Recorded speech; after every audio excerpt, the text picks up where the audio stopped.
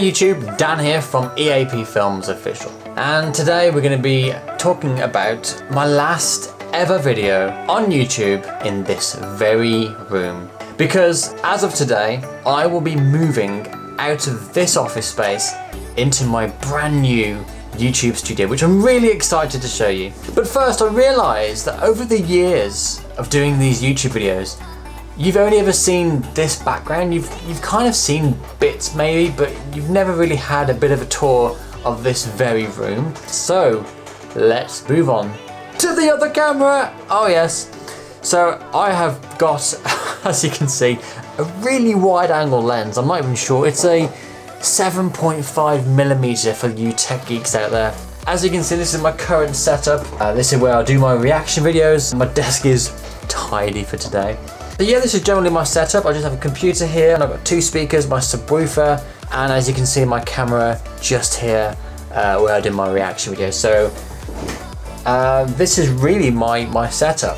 But the space itself, you know, it's a bit small, a bit cramped, as I've said. And let's be honest, it's a little bit uninspiring. So aside from feeling a little bit cramped, there were a couple of more reasons why I wanted to invest in a brand new YouTube studio. Firstly, my channel has grown considerably in the last 3 years. I realised that as more and more people find my channel, I suppose there's this level of expectation, a level of professionalism. If you look at some of the bigger channels, the way they've designed their creative space looks really good, and I can't be working in a room like this anymore. It just sets the bar a little bit higher, and obviously the production value just looks that much better. I felt like I needed the push. I felt like I needed to invest in a little bit more and just create an environment of which looks really inspiring. That's one reason why I wanted to invest in a new studio.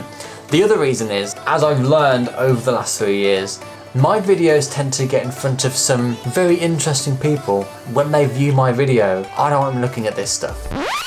Another reason I forgot to mention was that the current space is being converted into a bedroom for our daughter for when she was born, so the clock was ticking. So I have here the keys to my new place. I'll give you guys a tour when it's all finished. We started construction back in July 2018. Over 2 months, John and I built the shell of what would become my new studio.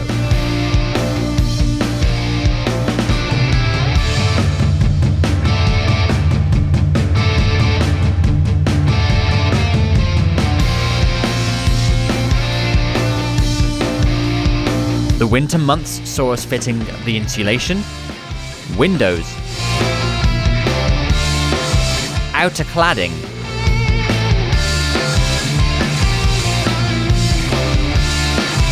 and the door. By the middle of 2019, the rubber roof was fixed down and interior work began.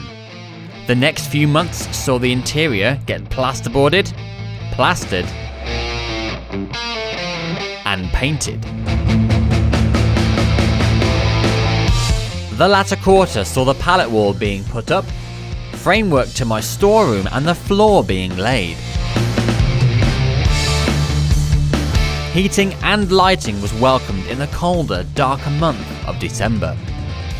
Shelves were cut and fitted at the start of 2020, and the studio is beginning to take shape. I spent some time creating a long, wall-mounted desk, cutting and drilling and generally doing man things. Out of the spare wood used for the joists, I created a custom-sized shelving unit which I thought would look great against some pallet wood, so I extended the pallet wall around the corner. One of the final finishing touches is to install a wall mural. I got mine from a company called Nickel Art, who were kind enough to send me one as a sponsor of the studio. So we're now going to see how easy it is to apply to the wall. So we figured out piece number 1 is going to be this one here. First things first, we're going to take the sockets off the wall and ensure the work area is dust free. Apparently these do go up pretty easily. I've never put up a mural before, so I don't want to screw it up. But I would recommend this being a 2-person job at least. I never wallpapered either, so I have a helping hand, master at wallpapering. So Nickel Art actually provide on their website the products they recommend using for pasting the mural on the wall. Unfortunately, we couldn't actually get hold of any of it, so we bought some other alternate products, which we have Solvite paste the wall. It rolls on pink, dries clear. Oh my god, that is bright pink! Did not expect it to be that pink. What? The first thing we're doing is mixing paste with water to create a primer for the wall. This isn't part of the official instructions, just an added security step that we're taking. Once the primer has dried, the paste that gets slapped on the wall won't be diluted. So what we've done, we've added a pencil line down the wall, which is perfectly level, perfectly straight down. And what we're going to do is use it as a marker, knowing how far the paper or the mural stretches across the wall, so we know how much paste to apply, and also make sure that the mural is going to stay straight. My God, look at that!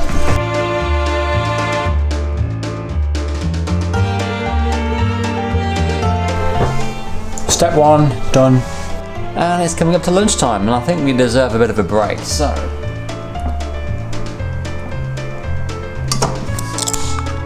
Step two, we're going to paste the wall again. This time with a pure paste, straight out the box. Probably wondering why we didn't use a roller. Very good question. From the reviews of this product, we've been advised that rollers, they're decent and stuff, but using a paintbrush or paste brush is actually better. So that's why we opted for the paintbrush. Paste brush, just a note to think about. When you do get a mural, normally they overlap slightly on the wall, and that's just in case it's damaged or whatever. We thought we'd check, don't want to start overlapping stuff and finding that it doesn't overlap. And as it turns out, it does not overlap.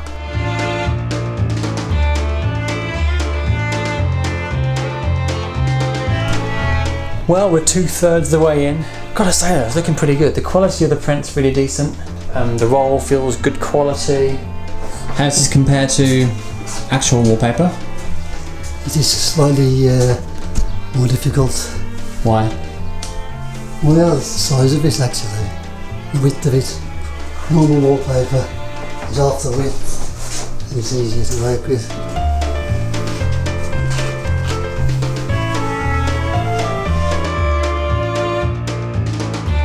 So we've just added our third and final piece to the wall, and now it's just a case of cutting off all the excess around the top, down the sides, and of course the bottom.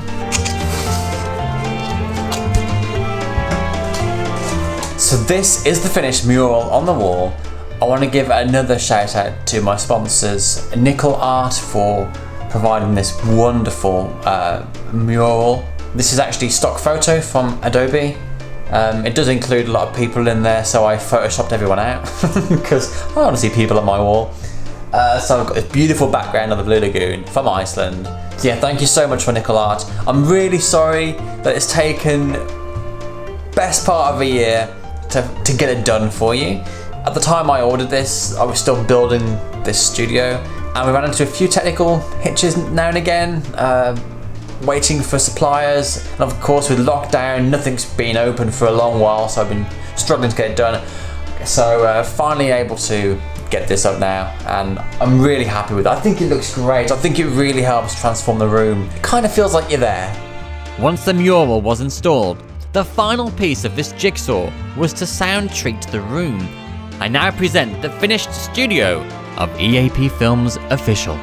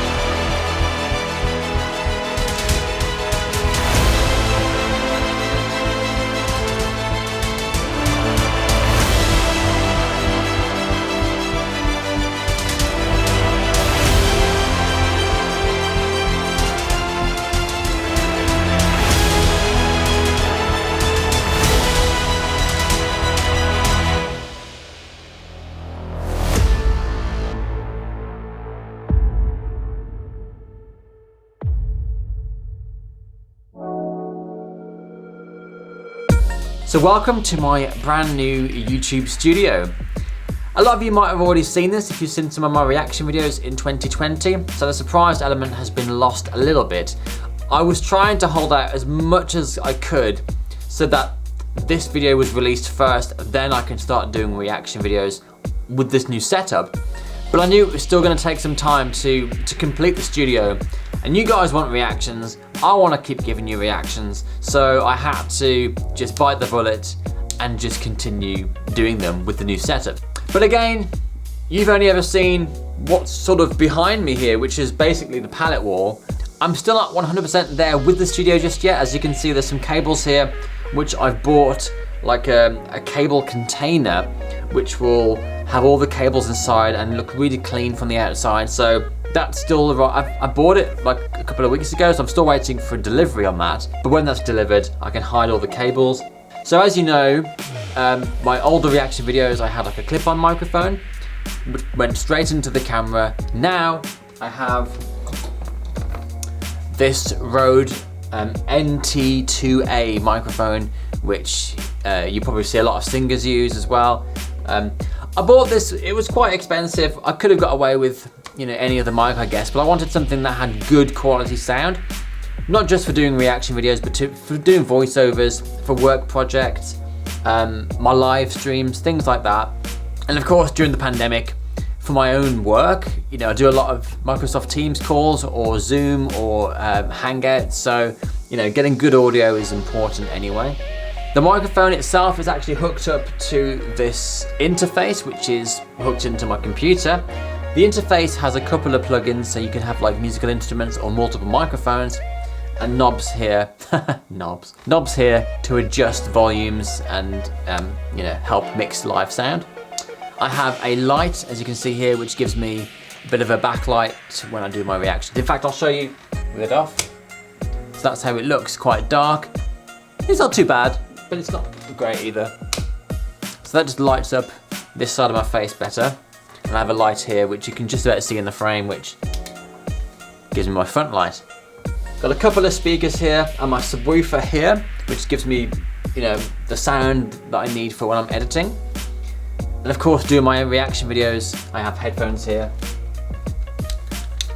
So I can hear everything going on the mic, as well as the YouTube videos, so we get clean audio when it comes to editing those reaction videos. Here we have my original computer. You might have seen earlier in this video, I work off this Mac. This now acts as a second monitor because it's 10 years old. In fact, it's over 10 years old. And you know, it still works really well, but the rendering times are, you know, any video editor will tell you rendering times are just the bane of our lives. So I bought a new laptop, which is spec'd up. Got a MacBook Pro. This is like a beast. This is beast mode compared to this. This is just amazing. Behind this, obviously the old keyboard. And under here, there are 5 external hard drives ranging between 2 terabytes up to 6 terabytes, and a USB Blu-ray burner as well, for when I burn my holiday videos to disc. And finally, you might have noticed the acoustic sound. We can't really see that one, but I've got some on the ceiling as well. Acoustic sound panels that go around the room, just to help diffuse some of the echo and make, you know, when I'm recording audio, make it sound quite dense and give it a nice thick texture to my voice, rather than echoes and bouncing and blah blah blah blah blah. Oh, and also the camera, you might have just seen in the corner of the shot here. This is where I do my reaction videos. Obviously you've seen the setup, so you know this is where I do them. So my camera is fixed to a wall-mounted, I'm gonna call it a tripod, but it's not a tripod, it's a wall-mounted frame. The camera's fixed on that, it's plugged directly into my laptop. So when I open up my software, I can see myself from that camera. You know what it's like, guys, you got a little flip out screen on the side of the camera. Yeah, that's too small, and I'm sat quite far away. So having that monitor on screen is a lifesaver, believe me. And that's really my setup here. This is where I do all my work, and yeah, where I spend most of my days actually. Whenever I travel, I always buy a little souvenir as like a memento of my trip. So I have here just a plethora of little pieces from here and there.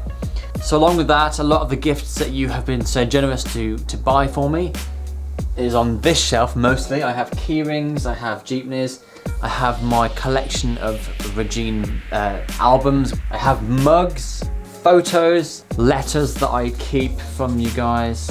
On this shelf we have a bit more of a personal collection of interests. So I've got like a Harry Potter wand, I have a Star Wars Lego set, lenses, I have a go-kart award where I came 3rd place. So I'm determined to rectify that and become first in one race or another. I have D for my name, Dan, but also in this case, D for Daddy, because you know, I have a daughter now. I have a lightsaber for you Star Wars geeks out there. A dragon from my Welsh heritage, as well as this film director dog thing, which is strange. And a picture of me when I was really little. Furthermore, I also have more gifts from you guys. I have these Philippine art made from shells, as well as this jeepney here as well. I have a picture of me that was drawn, bottle of coconut wine, which if you ask me, tastes like whiskey, but there you go, that's just me. EAP Films official lightbox, because every YouTuber has to have one, right? And of course my YouTube play button, which I'm still thankful for. Thank you so much for passing 100,000 subscribers. I think at the time of this video now, I have around 112,000, so on my way to my next milestone, which is 200,000. Obviously getting to 1 million would be wonderful, so if you guys can help with that, that would be much appreciated. And then top shelf we have some books that I have, a statue of Rey from Star Wars. Next we have a clapperboard for when I'm doing filming projects, mainly creative projects where you have multiple cameras and you know recording separate audio. It just helps sync everything up. A Leia Salonga program from the concert that I attended in my home city, July 2019. Leia also autographed this for me. Now, of course, behind me we have 3 movie posters which I made. These are based off existing films. As you can tell, we've got Thor, Star Wars, and The Lion King. I was really happy with how they turned out, that I just printed them out and just popped them on the display there. So here we've got some coffee making facilities. We've got a small kettle, sugar and coffee. And here we've got some milk, bottles of water for those summer days where you need refreshments. And also to refill the kettle. We've got a printer and scanner here, some pens, bits and pieces, and a candle to make the room smell nice. And of course, last but by no means least, the other side of the room, we have a nice sofa which actually converts into a bed. You never know when you're going to need it. We have a matching storage unit which contains spare boxes of acoustic foam should any of them need to be replaced. We have the ever famous wall mural from Iceland, again sponsored by Nickel Art for the studio, so thank you so much for that, which is still holding up well. Despite there being 2 small windows in this room, that does make it feel more open because it looks like you're looking out, you know, into the lagoon. So I'm loving this. This side here, we have an entire wall of acoustic foam. Again, helps stop a lot of the bounce of sound and the echo. Does make a massive difference. I didn't think it would make all that much difference because a lot of the walls are still quite bare. If you imagine that wall just being bare, the sound just bounced off. It was awful. So it does make a huge difference. And that's really all there is to it. So thank you for joining me on this tour video. I hope you enjoyed the process. It's taken 2.5 years to get to this point. Of course, you know, working around my day job, working the evenings and weekends, and, you know, spending time with my family and stuff. So it's been a long process, but I'm happy to say we're pretty much at the finishing line now. Still a few little things I want to do, and a few little more decorative items I want to add into the room, but ultimately this is basically it. So thanks very much, hope you enjoyed it. Don't forget to like, share and subscribe, and we'll see you next time.